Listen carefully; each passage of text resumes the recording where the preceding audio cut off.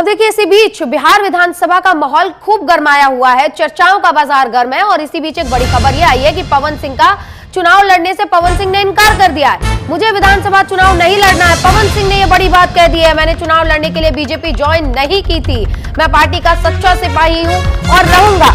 अब देखिए, बीते दिनों पार्टी के बड़े नेताओं से पवन सिंह ने मुलाकात की थी। अमित शाह, जेपी नड्डा, उपेंद्र कुशवाहा, जो कि उनके लिए बाधा बन रहे थे।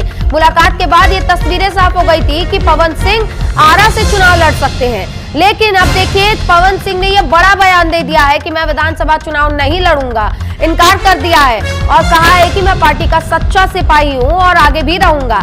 अब देखिए, ज्योति सिंह के साथ यानी कि उनकी पत्नी के साथ ये विवाद अब जग जाहिर हो चुका है। ज्योति सिंह लखनऊ जाती है, उनके आवास पर खूब वहां पर जो है हाई वोल्टेज ड्रामा होता है, खूब चर्चा होती है, दोनों की तरफ से प्रेस कॉन्फ्रेंस किया जाता है। और अब राजनीति को लेकर देखिए, क्योंकि ज्योति सिंह ने कल प्रशांत किशोर से मुलाकात की थी और कहीं ना कहीं चर्चा थी कि आरा से ही प्रशांत किशोर ज्योति सिंह को उतार सकते हैं। यानी कि अगर आरा से पवन सिंह चुनाव लड़ते तो पति पत्नी के बीच सीधी टकराव देखने को मिलती। हालांकि आप देखिए, ये बड़ी खबर ये कि पवन सिंह ने चुनाव लड़ने से मना कर दिया है। ये बहुत बड़ी खबर, जहां पर बार बार इस चीज को लेकर कयास लगाया जा रहा था कि पवन सिंह की मुलाकात उपेंद्र कुशवाहा, जेपी नड्डा, अमित शाह से इसलिए हुई है क्योंकि वो चुनाव लड़ना चाहते हैं। लेकिन पवन सिंह ने साफ इनकार कर दिया है कि वो चुनाव नहीं लड़ेंगे। यानी कि वो सिर्फ पार्टी में कार्यकर्ता के तौर पर, पार्टी में एक प्रचारक के तौर पर शामिल होंगे, प्रचार में वो हिस्सा लेंगे, लेकिन चुनाव नहीं लड़ेंगे।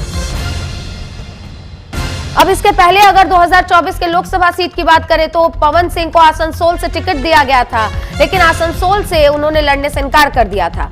लेकिन अब देखिए, एक बार फिर से ये चर्चाओं का बाजार बिल्कुल गर्म था कि पवन सिंह इस बार चुनाव लड़ेंगे और बिहार विधानसभा चुनाव से अपनी राजनीति की जो है वो पुख्ता तौर पर शुरुआत करेंगे। लेकिन पवन सिंह ने चुनाव लड़ने से इनकार कर दिया है और पवन सिंह के इस इनकार से कहीं ना कहीं जो बीजेपी को एक महिला सुरक्षा और महिला के सम्मान को लेकर जो डेंट लग रहा था, अब वो डेंट भी नहीं आएगा, क्योंकि लगातार उनके ज्वाइनिंग को लेकर विपक्षी पार्टी जो है वो बीजेपी पर निशाना साध रही थी कि पवन सिंह जो इस तरीके के गाने गाते हैं, जिनके गानों में अश्लील शब्दों का प्रयोग किया जाता है और जिनका खुद विवाद चल रहा है, जो स्टेज पर अपनी को एक्ट्रेस का कमर छूते हैं, विवादों में रहते हैं, उसको बीजेपी ने अपनी पार्टी में जगह दी और अब चुनाव लड़वाएगी। ऐसे में अगर कहीं के वो विधायक बनते हैं तो महिलाएं कैसे सुरक्षित फील करेंगी? तो अब पवन सिंह ने सबकी बोलती बंद कर दी है और पवन सिंह ने एक बड़ा ऐलान कर दिया है कि वो चुनाव नहीं लड़ने वाले हैं।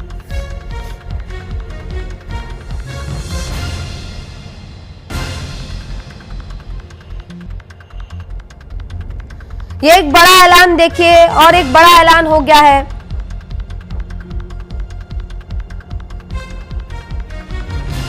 पवन सिंह ने ये बात अब साफ कर दी है कि चुनाव पवन सिंह नहीं लड़ेंगे। यानी कि ये चीजें बिल्कुल क्लियर हो गई है कि बीजेपी को जो डेंट लग रहा था वो डेंट अब बीजेपी को नहीं लगेगा, क्योंकि विपक्षी पार्टियां लगातार निशाना साध रही थी। हमारे सहयोगी नीलकमल हमारे साथ जुड़ गए। नीलकमल, ये एक बहुत बड़ा ऐलान पवन सिंह की ओर से किया गया कि वो अब चुनाव नहीं लड़ेंगे। जब वो मुलाकात करते हैं जेपी नड्डा, अमित शाह और फिर उपेंद्र कुशवाहा, जो कि एक बाधा माने जा रहे थे उनके पार्टी में एंट्री को लेकर, और उसके बाद ये भी कयास थे कि वो चुनाव लड़ेंगे और आरा संभावित सीट थी। लेकिन अब ये संभावित सीट को लेकर भी पवन सिंह ने तस्वीरें साफ कर दी है। क्या ये विवाद है जिसके वजह से दबाव में आकर उन्होंने ये कदम उठाया है? देखिए, अब किस तरह का दबाव है ये तो पवन सिंह ही बता सकते हैं, लेकिन इतना तय है कि कल जिस प्रकार से ज्योति सिंह प्रशांत किशोर से मिली थी और प्रशांत किशोर ने यह भी कहा था कि उनकी बातचीत पवन सिंह से होती रहती है, बराबर उनसे बातचीत होती है। जब उनसे हमने ये सवाल पूछा था कि क्या आप इस मामले में पवन सिंह से बात करेंगे, तो उन्होंने स्पष्ट तौर पे कहा था कि इनका पारिवारिक मामला है, मैं कैसे बात कर सकता हूं उनसे। तो कहीं ना कहीं जो ज्योति सिंह ने जो प्रेशर क्रिएट किया था और जिस प्रकार से उनकी छवि को धूमिल करने की कोशिश की थी, हो सकता है कि इसी कारण से पवन सिंह अपने को पीछे खींचे हो। लेकिन यह भी खबर आ रही है, बीजेपी के सूत्र हमें यह भी बता रहे हैं कि विधानसभा चुनाव भले ही ना लड़े, लेकिन हो सकता है कि उनको आगे चलकर राज्यसभा भेज दिया जाए और बीजेपी उन्हें राज्यसभा का सदस्य बनाकर भेज दे। तो अब जो है चुनाव प्रचार वो करेंगे, ये तय माना जा रहा है कि जो बिहार विधानसभा चुनाव है, जो चुनाव में प्रचार में वो शामिल रहेंगे और स्टार प्रचारक के रूप में पवन सिंह का नाम शामिल रहेगा।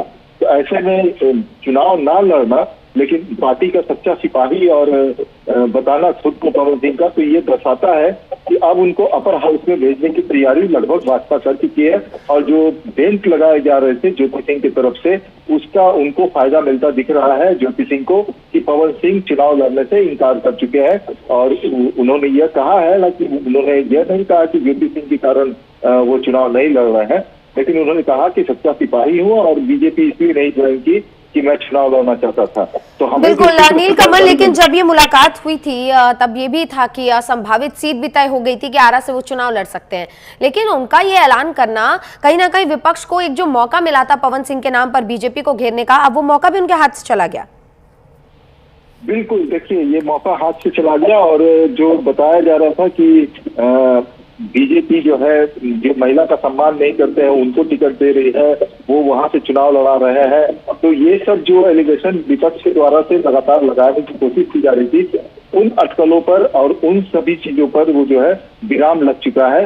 तो अब पवन सिंह ने खुद ऐलान किया है, अब आज ही पता चलेगा कि अब आरा सीट पे किसको दिया जाता है, क्योंकि अमरेंद्र प्रताप सिंह जो है सभापति है, उनकी उम्र जो है 78 साल की हो गई है। तो वहां पर कैंडिडेट को बदलना लग रहा था कि कैंडिडेट बदल जाएगा, लेकिन अब यह देखना होगा कि इस सीट पर पवन सिंह का जो नाम चल रहा था, पवन सिंह के इनकार करने के बाद अब वहां पर किसको प्रत्याशी बनाया जाता है बीजेपी की तरफ से, क्योंकि बीजेपी का ये दल और पवन सिंह के रहने से शाहबाद क्षेत्र में और कई ऐसे क्षेत्र हैं जहां पर एनडीए की पकड़ मजबूत हो सकती है, क्योंकि उनके फॉलोअर्स बहुत ज्यादा है उन क्षेत्रों में और युवा वर्ग खासकर उनके साथ जुड़ा हुआ है। तो ऐसे में समझना मुश्किल नहीं है कि पवन सिंह जो है एनडीए के लिए कितने महत्वपूर्ण है।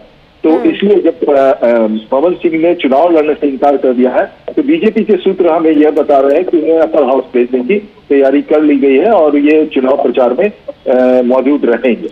जी ठीक है, नील कमल आपका बहुत बहुत शुक्रिया। जी अपनी बात पूरी कीजिए।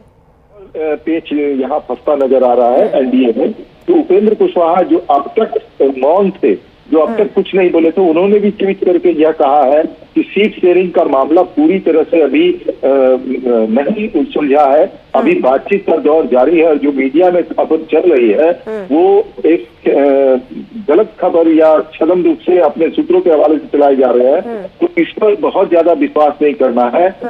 उपेंद्र कुशवाहा ने यह कहा है, तो उपेंद्र कुशवाहा ने जो ट्वीट किया है उसमें यह कहा है कि अभी सीट शेयरिंग का मामला फंसा हुआ है, सीट शेयरिंग पूरी तरह से निपटाया नहीं गया है एनडीए में और आज हो सकता है कि ये हो जाए। तो उपेंद्र कुशवाहा ने भी सीट शेयरिंग को लेकर के आज अपना मुंह खोला है और उन्होंने ये कहा है कि जो मीडिया में जो खबरें चल रही है वो गलत है, यानी कि सीट शेयरिंग का फॉर्मूला अभी भी एनडीए में तय नहीं है। नील कमल आपका बहुत शुक्रिया। हमारी सहयोगी आंचल हमारे साथ जुड़ गई हैं, उनका रुख करेंगे। आंचल, एक बहुत बड़ी खबर